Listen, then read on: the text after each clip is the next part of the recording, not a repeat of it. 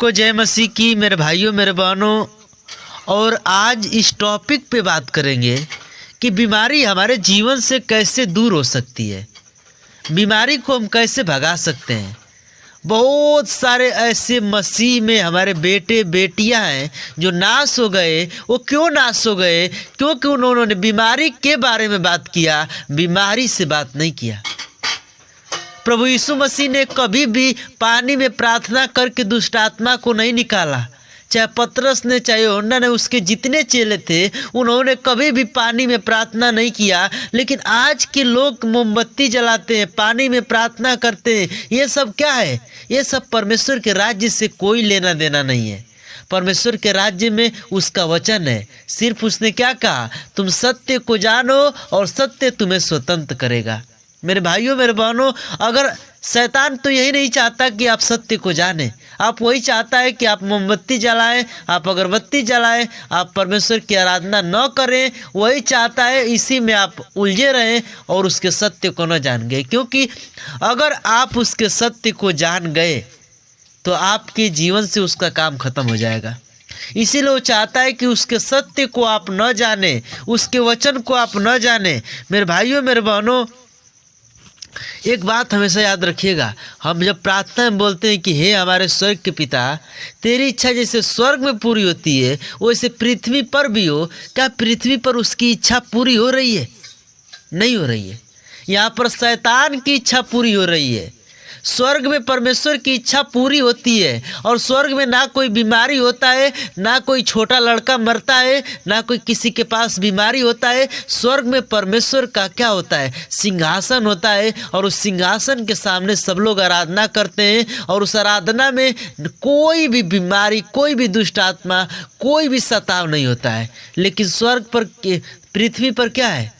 आज बहुत सारे मसीह को लोग मार रहे हैं, पीट रहे हैं, बहुत सारे गलत गलत शब्द बोलते हैं मसीह को। मेरे साथ ऐसा हुआ, ऐसा हुआ। आप यकीन नहीं करेंगे, मैं एक आदमी से मिला और उसने क्या बताया कि मैं जब मसीह में था तो मैं 100 रुपये रोज़ संडे को भिजवा देता था।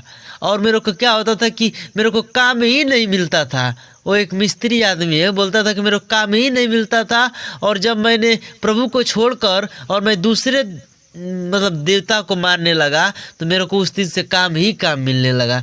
मेरे भाइयों मेरे बहनों, हमारा परमेश्वर पैसे का भूखा नहीं है। उसके पास पैसे की कमी नहीं है। उसके पास अरबों खरबों रुपए है। वो आपको दे सकता है और आप उसको चंदा देते हो। नहीं, चंदा नहीं दे सकते हम अपने परमेश्वर को। उसके पास चंदा देने के लिए हम क्या देंगे? वो तो हमको जीवन दिया है। अभी चाहेगा अभी हम खत्म हो जाएंगे, अभी चाहेगा अभी हम आसमान के बुलंदी को छू लेंगे। लेकिन क्या करेंगे हम छूकर? जब चाहेगा तभी छूकर हम कुछ भी कर सकते हैं। मेरे भाइयों मेरे बहनों, परमेश्वर की इच्छा पृथ्वी पर पूरी नहीं हो रही है और हम सबको मिलकर उसकी इच्छा को पूरी करना है। जैसे स्वर्ग में उसकी इच्छा पूरी होती है, वैसे हमको कहना है कि प्रभु तेरी पृथ्वी पर भी इच्छा पूरी हो। लेकिन जय में कैसे जी सकते हैं, आज इस वीडियो में बात करूँगा। देखिए, इस पृथ्वी पर हर किसी को मरना है, लेकिन अपने मुख से कभी ये मत बोलो कि मैं जवानी में मर जाऊंगा। आप हमेशा अपने मुख से बोलो कि मैं जवानी में कभी नहीं मरूंगा, मैं अपनी रेस को पूरी करके मरूंगा।